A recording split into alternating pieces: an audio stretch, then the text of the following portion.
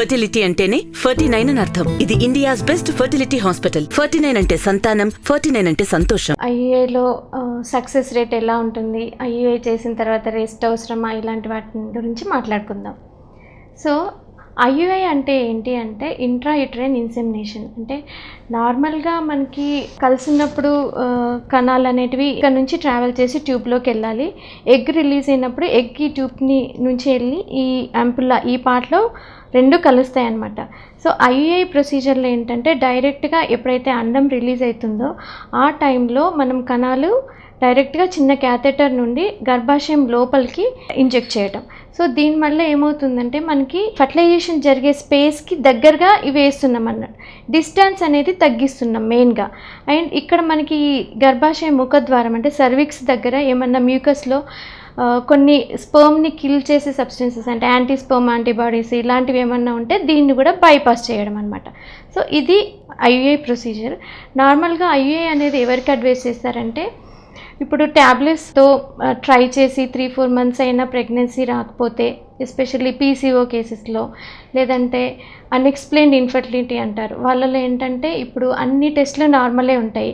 ఫీమేల్లో tubes normal ఉంటాయి, అన్నం విడుదల కరెక్ట్గానే ఉంటుంది, యూట్రస్ నార్మల్గానే ఉంటుంది, ట్యూబ్స్ పేటెంట్గానే ఉంటాయి, స్పర్మ్ కౌంట్ అదంతా నార్మల్గానే ఉంటుంది కపుల్లో. కానీ ఎందుకు ప్రెగ్నెన్సీ మెయిన్ రీజన్ అనేది తెలియదు అనమాట. సో ఇలాంటి వాళ్ళకి అన్ఎక్స్ప్లెయిన్డ్ ఇన్ఫర్టిలిటీ అంటారు. వీళ్ళకి ఐయుఐలో కొంచెం సక్సెస్ రేట్ బాగుంటుంది.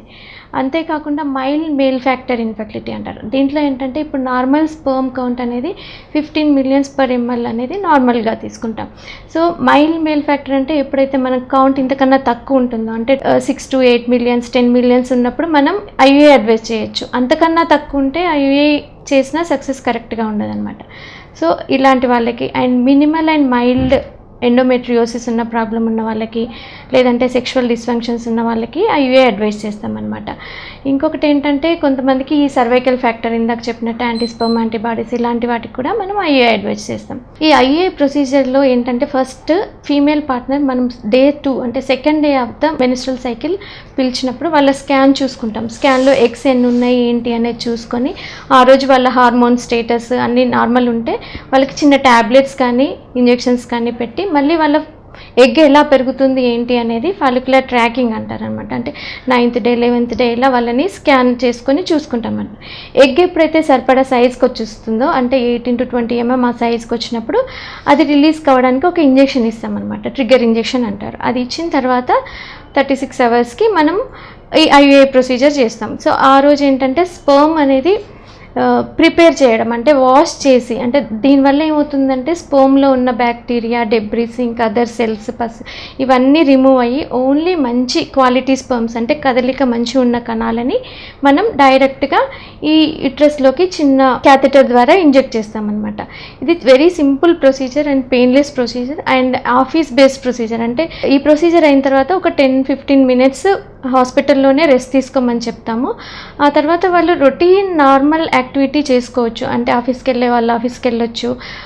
Bed rest, complete bed rest అనేటిది ఏమీ అవసరం లేదండి. సో ఈ ప్రొసీజర్లో ఏంటంటే ఏమైనా సైడ్ ఎఫెక్ట్స్ ఉన్నాయా అని ఒక డౌట్ అడగచ్చు. పెద్దగా ఏం సైడ్ ఎఫెక్ట్స్ ఏమి ఉండవండి. కాకపోతే ఒక్కొక్కసారి మనం ఎగ్ పెరగడానికి ఇచ్చే ఇంజెక్షన్స్ వల్ల ఒక్కొక్కసారి ఎక్కువ ఎగ్స్ పెరగ ఛాన్స్ ఉంటుంది. నార్మల్గా న్యాచురల్గా అయితే ఏంటంటే మంత్లీ 1 egg రిలీజ్ అవుతుంది. సో మనం ట్యాబ్లెట్స్ కానీ ఇంజెక్షన్స్ కానీ ఇచ్చినప్పుడు ఈ ఐయుఐలో 2-3 ఆల్మోస్ట్ 4 eggs వరకు పెరగచ్చు. సో ఒకవేళ 4 eggs కంటే ఎక్కువ పెరిగితే అంటే హైపర్ స్టిమ్యులేషన్ అంటారు, అట్లాంటప్పుడు మనం ఐయుఐ క్యాన్సిల్ చేసే అవకాశాలు ఉంటాయన్నమాట. అండ్ ఒక్కొక్కసారి ఏమవుతుందంటే కొంతమందికి ఎన్ని ఇంజెక్షన్స్ పెట్టినా కానీ ఎగ్ అనేది పెరగకపోవచ్చు, పూర్ రెస్పాన్స్ అంటారు. ఇలాంటి వాళ్ళలో కూడా ఐయుఐ అనేది క్యాన్సిల్ చేయాల్సి వస్తుంది. సక్సెస్ అనేది నార్మల్గా ఓవరాల్గా చూసుకుంటే 15 to 20% సక్సెస్ రేట్ ఉంటుంది. కాకపోతే ఏంటంటే న్యాచురల్గా కలిసి ఉన్న దానికంటే ఐయుఐలో కొంచెం ఎక్కువ సక్సెస్ ఉంటుంది అనమాట. ఈ సక్సెస్ అనేది చాలా ఫ్యాక్టర్స్ పైన డిపెండ్ అయి ఉంటుంది. 35 ఇయర్స్ కంటే ఎక్కువ ఉన్న వాళ్ళలో ఏంటంటే కొంచెం సక్సెస్ తక్కువ ఉంటుంది. అండ్ వాళ్ళ డ్యూరేషన్ ఆఫ్ ఇన్ఫర్టిలిటీ అంటే ఇప్పుడు మ్యారేజ్ అయ్యి 5 ఇయర్స్ కంటే ఎక్కువ అయిపోయింది అండ్ ఇదివరకు చాలా ట్రీట్మెంట్ ఇలాంటి వాళ్ళలో కూడా సక్సెస్ అనేది కొంచెం తక్కువ ఉంటుంది. అండ్ ఇప్పుడు స్పర్మ్ కౌంట్ మనకి 4 మిలియన్స్ కంటే తక్కువ ఉంటే కూడా సక్సెస్ రేట్ అనేది తక్కువ ఉంటుంది. సో ఇవన్నిటిపైన ఈ IUI సక్సెస్ రేట్ అనేది డిపెండ్ అయ్యి ఉంటుంది అనమాట. సో ముందుగా మనకి ఈ సంతానలేమి సమస్య ఉన్నప్పుడు మనం female and male both the partners we have to evaluate అనమాట. ఒకరినే టెస్ట్ చేస్తే సరిపోదు. సో ఫస్ట్గా ఫీమేల్లో వచ్చేసి మనం బేసిక్గా వాళ్ళ కపుల్ మన దగ్గరకు వచ్చినప్పుడు ముందుగా వాళ్ళ హిస్టరీ అనేది తీసుకుంటాం. అంటే వాళ్ళకి మ్యారేజ్ అయ్యి ఎన్ని ఇయర్స్ అవుతుంది, ఫీమేల్ పార్ట్నర్ ఏజ్ ఎంత, మేల్ పార్ట్నర్ ఏజ్ ఎంత, తర్వాత వాళ్ళకి ఇతర ఏం సమస్యలు అంటే మెనిస్ట్రల్ సైకిల్లో ఏమైనా ప్రాబ్లమ్స్ అంటే పీరియడ్స్ ఏమన్నా డిలేగా రావడం అట్లాంటివి ఏమన్నా ఉందా, తర్వాత వాళ్ళకి ఇంతకుముందు ఏమైనా ట్రీట్మెంట్ తీసుకున్నారా లేదా, వాళ్ళకి హార్మోనల్ ఇంబ్యాలెన్స్కి సంబంధించిన సమస్యలు అంటే థైరాయిడ్ ప్రాబ్లంకి సంబంధించినవి, ప్రొలాక్టిన్ ఇలాంటి హార్మోన్కి సంబంధించిన సిమ్టమ్స్ ఏమన్నా ఉన్నాయా, ఇతర సర్జరీస్ ఏమన్నా జరిగాయా, ఇలాంటి అంతా హిస్టరీ అంతా తీసుకుంటామండి. దాని తర్వాత బేసిక్గా టెస్ట్లు వచ్చేసి ఫీమేల్ పార్ట్నర్లో అల్ట్రాసౌండ్ అంటే ట్రాన్స్వెజనల్ స్కాన్, ఇంటర్నల్ స్కాన్ అనేది ఇంపార్టెంట్ అనమాట. దీంట్లో ఏంటంటే మనకి ట్రాన్స్వెజనల్ స్కాన్లో మనకి ఈ గర్భాశయం ఎలా ఉంటుంది, ఈ ఓవరీస్ ఎలా ఉంటాయి అనేది తెలుస్తుంది. అంటే ఈ గర్భాశయం షేప్ కరెక్ట్గానే ఉందా, దాంట్లో ఇంకేమైనా అబ్నార్మాలిటీస్ అంటే సమ్టైమ్స్ కంజెంటల్గా అబ్నార్మల్ యూట్రస్ అనేది ఉండొచ్చు. అంటే దాంట్లో షేప్ అబ్నార్మాలిటీస్, గోడ లాంటిది, లేకపోతే డబుల్ యూట్రస్ ఇలాంటి ప్రాబ్లమ్స్, లేకపోతే ఫైబ్రాయిడ్స్ అంటే గడ్డలు అవ్వడం అనమాట గర్భసంచిలో, ఆ తర్వాత ఏమన్నా పాలిప్స్, ఎడినోమయోసిస్ అంటారు అలాంటిది ఏమన్నా ఉందా, లేదంటే గర్భాశయం లోపల పొరలో అతుకుల్లాగా ఉంటుంది అషర్మాన్స్ అంటారు, ఇలాంటివన్నీ స్కాన్లో మనం చూడొచ్చు అనమాట. ఇంతే కాకుండా మనకి ఓవరీలో ప్రాబ్లమ్స్ అంటే ఓవరీ సైజ్ ఎలా ఉంది, దాంట్లో ఎగ్స్ ఎంత ఉంది, నంబరు ఏంటి, ఇంకేమన్నా సిస్టులు ఉన్నాయా, ఎండోమెట్రియోసిస్ అంటే ఈ అండాశయంలో అప్పుడప్పుడు సిస్ట్ లాగా చాక్లెట్ సిస్ట్ అంటారనమాట, అలాంటి సిస్ట్లు ఏమన్నా ఉన్నాయా, ఇవన్నీ చూసుకుంటాం. దీని తర్వాత నార్మల్గా స్కాన్లో అయితే నార్మల్ ట్యూబ్స్ అనేవి స్కాన్లో కనిపించవు అనమాట మనకి.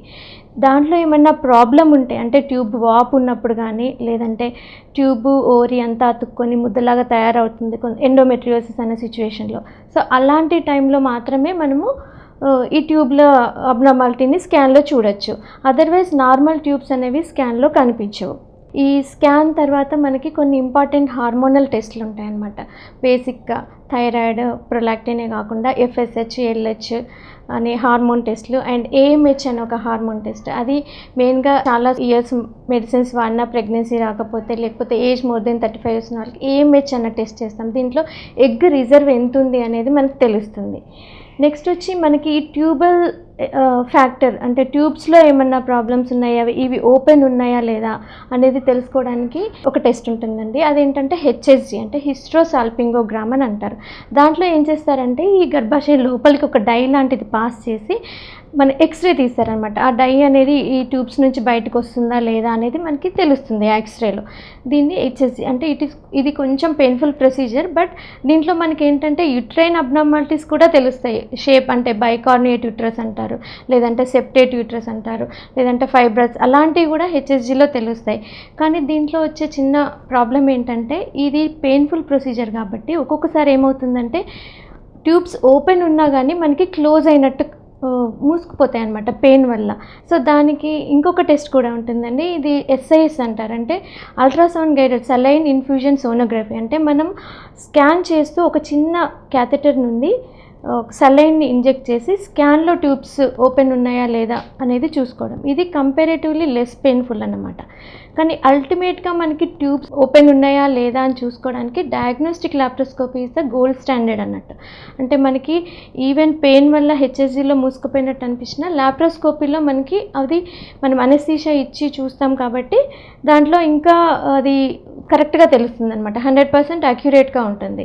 సో ఈ లాప్రోస్కోపీ అనేది ప్రతి ఒక్కరికి అడ్వైస్ చేయరండి. ముందుగా బేసిక్ ఎవాల్యుయేషన్ చేసుకొని మనకి ఇంకేమైనా అదర్ కారణాలు ఉన్నాయా లేదా తెలుసుకోవడానికి మాత్రమే లాప్రోస్కోపీ అడ్వైస్ చేస్తాం. సో ఈ లాప్రోస్కోపీలో కూడా మనకి ట్యూబ్స్ ఎలా ఉన్నాయి, ఈ ట్యూబ్స్కి ఓవరీకి మధ్యలో రిలేషన్షిప్ ఎలా ఉంది, ఓపెన్ ఉన్నాయా లేదా, అండ్ యూట్రస్ షేప్ ఎలా ఉంది, కరెక్ట్ పొజిషన్లోనే ఉందా లేదా, ఇంకా వేరే ఏమైనా ప్రాబ్లమ్స్ ఎండోమెట్రియోసిస్ ఇలాంటివి ఏమైనా ప్రాబ్లమ్స్ ఉన్నాయా అనేది తెలుస్తుంది అనమాట. సో ఇది ఫీమేల్ ఎవాల్యుయేషన్ అండి. సో మేల్ ఫ్యాక్టర్ వచ్చేసి మేల్లో మెయిన్గా మనం చెక్ చేసేది ఏంటంటే వాళ్ళ సేమ్ హిస్టరీ తీసుకున్న తర్వాత వాళ్ళకి ఇంకా ఏమైనా సెక్షువల్ ప్రాబ్లమ్స్ ఉన్నాయా, డిస్ఫంక్షన్స్ ఉన్నాయా, ఈ హిస్టరీ కూడా అడుగుతామండి. అది కాకుండా ఇంకా medical problems, diabetes, hyper tension, ఇదంతా స్మోకింగ్, ఆల్కహాల్ అట్లాంటి ఏమన్నా అడిక్షన్స్ ఏమన్నా ఉన్నాయా కనుక్కుంటా. దాని తర్వాత వీళ్ళకి చేసే బేసిక్ టెస్ట్ అంటే ఏంటంటే సెమెన్ ఎనాలిసిస్ అన్నట్టు. దాంట్లో ఏంటంటే ఆ సెమెన్లో మనమి WHO 2010 క్రైటీరియా ప్రకారం సెమెన్ అనాలిసిస్ చేయాలండి. దాంట్లో ఏంటంటే మనం స్పర్మ్ కౌంట్ ఎంత ఉంది, వాల్యూమ్ ఎంత ఉంది, అండ్ కదలిక పర్సంటేజ్ ఎలా ఉంది, దాని మార్ఫాలజీ షేప్ అనేది కరెక్ట్గా ఉందా లేదా, ఇవన్నీ చూస్తామండి. సో మెయిన్గా మనకి 2010 క్రైటీరియా ప్రకారం మినిమం 15 మిలియన్ స్పర్మ్ కౌంట్ ఉండాలి. అండ్ మొటిలిటీ వచ్చేసి 30% అన్న మినిమం ప్రోగ్రెసివ్ మొటిలిటీ, అంటే ముందుకు వెళ్ళే కణాల కదలిక పర్సంటేజ్ 35% అన్న మినిమం ఉండాలి. అండ్ మార్ఫాలజీ వచ్చేసి 4% ఉండాలి. సో ఇందులో ఏమన్నా ప్రాబ్లమ్స్ ఉంటే ఇంకా మిగతా సిమ్టమ్స్ పైన ఆధారపడి వాళ్ళకి లో కౌంట్ ఉన్న వాళ్ళకి, అలాంటి వాళ్ళకి ఫర్దర్ టెస్టింగ్ అడ్వైస్ చేస్తామండి. Thank you.